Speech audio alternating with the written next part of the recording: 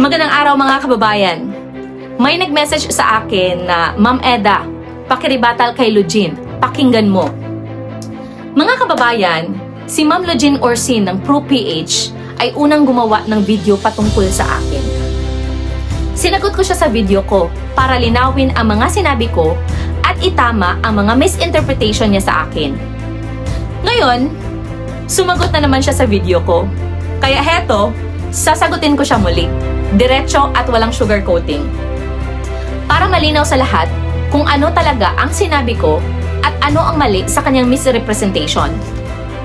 Narito ang video niya mga kababayan. Kayo na bahala mag-search kasi ang haba-haba ng video niya. With caption, Teacher Eda, with confidence. Ma'am Lugin, little knowledge is dangerous. It can result to misinformation. At ang sagot niya ay it is brave daw for me to say that with a thinking face emoticon after daw watching my rebuttal video. She figured out that what I said daw is applicable to me pa rin talaga and that nothing has changed. Chares. Kayo na bahala mag-search ng video niya mga higala. Ngayon, unahin natin yung unang point niya. She keeps saying, your video boils down to little knowledge. Wrong. Ang sinabi ko na little knowledge is dangerous was a caution against partial understanding, not a self-critic. Ironically, she's applying it to herself because she repeatedly misrepresents at oversimplifies my arguments. Kaya nga sabi ko, little knowledge leads to misinformation. And this is a live example mga kababayan. Tapos, she keeps claiming na dahil I said that I stand with FPRRD's war on drugs, I am justifying extrajudicial killings. False. Supporting policy direction does not equal supporting arbitrary or unlawful acts. I clearly explained sa video ko na authority does not mean abuse at enforcement does not mean bypassing due process. I never claimed that police have unlimited license to execute anyone. Ang claim niya na I justify EJK is a classic strawman. Next, she says, I did not answer who gives the police authority to act as judge, jury, and executioner. I did clarify mga kababayan. Police act as authorized agents within legal limits, both under the Constitution and biblical principle sa Romans 13. Her argument conflates lawful enforcement with unlawful execution, ignoring the distinction I explained. She keeps saying, public declaration of war on drugs is not a warrant. True. Totoo. But my point was, context matters. Context doesn't eliminate accountability. It shows structure, warnings, and implementation. International law agrees. Lawful state action is different from unlawful killings. I made this distinction. She ignored it. About Romans 13 and bearing the sword. She claims I stopped halfway. Wrong. I explained that the Greek word makaira refers to authority to enforce justice, including lawful punishment, but authority doesn't mean impunity. Her claim na I gave license for lawless killing is false and selective. Tungkol sa Jesus at Old versus New Testament, mga kababayan, she says, I misapplied scripture. Hindi. Law and justice are fulfilled through Christ. Pero justice is not abolished. May malinaw na distinction sa Bible, mga kababayan, between unlawful murder at lawful punishment. Pero she keeps conflating the two. Cherry-picking verses is exactly what little knowledge warns against. Speaking of love your neighbor na sinasabi ni Ma'am Lugin, mababasa natin yan sa Matthew chapter 22 verse 37 to 40. It says in 37, Jesus said unto him, Thou shalt not love the Lord thy God with all thy heart, and with all thy soul, and with all thy mind. 38. This is the first and great commandment. 39. And the second is like unto it. Thou shalt love thy neighbor as thyself. 40. On these two commandments hang all the law and the prophets. True. Tama ka dyan, Ma'am Lugin, sa sinabi mong love your neighbor. Pero kailangan rin nating intindihin na hindi ibig sabihin nito na pwede nating pabayaan ang kapwa na gumawa ng masama o saktan ang iba. Love doesn't mean letting someone harm others. Depende yan sa sitwasyon. Love is not passive. It is responsible. At may strong biblical support for that. The key is this, biblical love is not passive or permissive.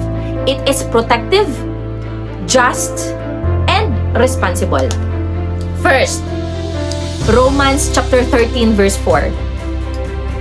Authority restrains evil. It says, "For he is God's servant, an avenger who carries out God's wrath on the wrongdoer." Meaning, mga kababayan, love does not ignore wrongdoing. God Himself allows authority to restrain evil, which means stopping harm is consistent with biblical love. Second, Proverbs chapter 13 verse 24. Discipline is part of love. It says, "Whoever spares the rod hates his son, but he who loves him is diligent to discipline him." Meaning, mga kababayan, love includes discipline and boundaries, not tolerance of harmful behavior. Third, Ecclesiastes chapter 3 verse 1, verse 3 and 8. There is a time for everything. It says, a time to kill, a time for war, and a time for peace. Meaning, mga kababayan, not all situations are the same. There are moments where action is required and not passivity. Fourth, Exodus chapter 22 verse 2, self-defense principle. It says, "If a thief is caught breaking in at night and is trapped, there shall be no guilt." Meaning, mga kababayan, protecting life in dangerous situations is recognized. Stopping harm is not condemned. Fifth, John chapter 2 verse 15. Jesus cleansing the temple. It says,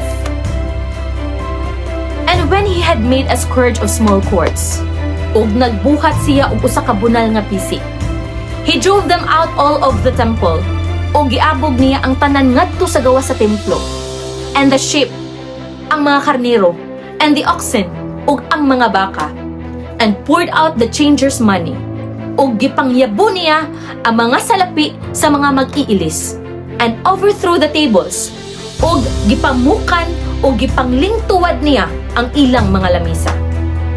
So, mga kababayan, Jesus drove out wrongdoers from the temple. Meaning, even Jesus showed that love is not always soft. It can be firm against wrongdoing. Mag-love your neighbor ka pa ba, Ma'am Lugin, kung halimbawa may kapitbahay na lumapit sa'yo na may dalang baril o itak at may intensyon na manakit?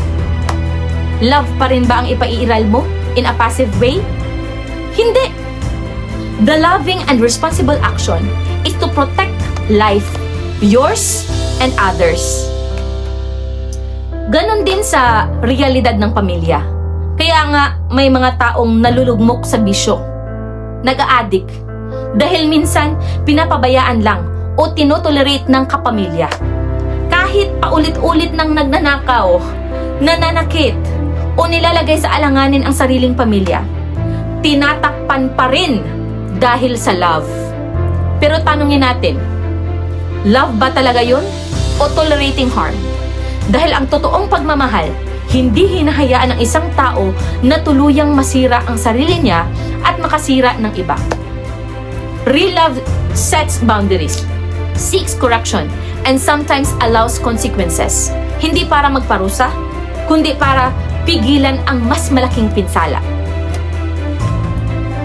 Ganon din kung may nagtatangkang pumatay sa inosenteng tao. Stopping them is an act of love because you are preserving life. Sa mas malawak na level, ganon din ang prinsipyo sa governance. Kapag ang isang leader ay kumikilos para sugpuin ang krimen at protektahan ang mamamayan, ang core nito ay responsibilidad sa bansa. Kaya nung sinabi kong I stand with FPRRD's approach, ang tinutukoy ko ay yung prinsipyo ng protection, order at concern for public safety. Hindi blind support sa anumang abuso. Dahil ang tunay na leadership, tulad ng tunay na pagmamahal, ay hindi lang malambing, kundi handang gumawa ng mahirap na desisyon para sa kapakanan ng nakararami within the bounds of law.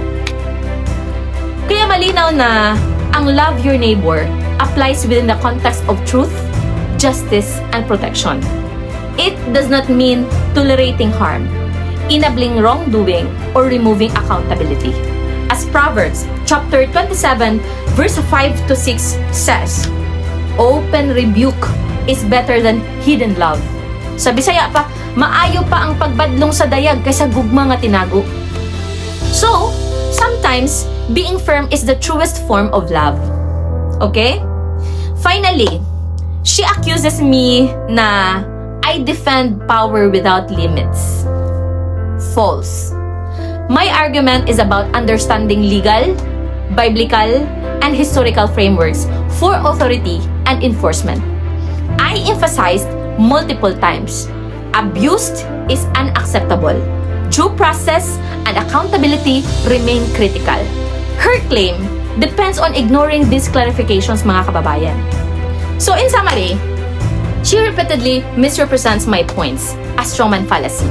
Mixes lawful enforcement with unlawful killing while ignoring frameworks I explained. Selectively cites scripture and law while ignoring context and nuance. And the irony, her misunderstanding proves my point, partial knowledge leads to misinformation. My position? Careful, legal, biblical, and contextual. Misrepresenting it as justifying unlawful killings is wrong. Ignores key distinctions and is exactly what little knowledge creates.